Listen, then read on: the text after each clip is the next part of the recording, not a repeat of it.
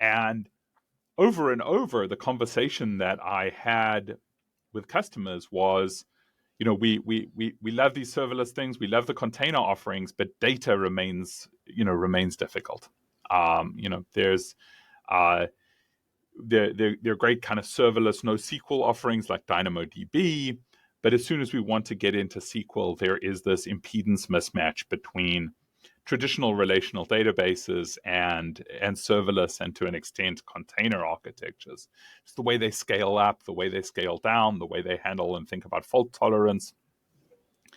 And the other thing, as I moved into that data space and started looking at serverless, I started to talk to a lot of enterprise customers, a lot of larger customers at AWS who were looking at how they can build these maximally resilient architectures.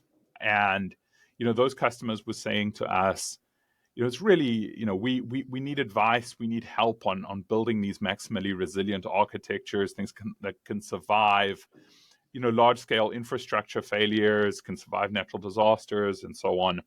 And the conversation that we kept having with them was, internally, we prefer active-active architectures, right? Where, multiple availability zones or multiple regions are writable at the same time.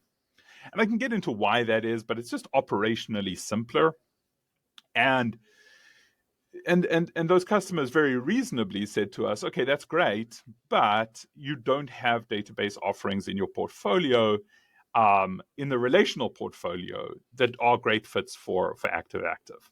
And so there was and is DynamoDB Global Table, great active-active NoSQL offering, but those customers were looking for something relational, something with SQL, and ideally with some compatibility to the relational databases they were using.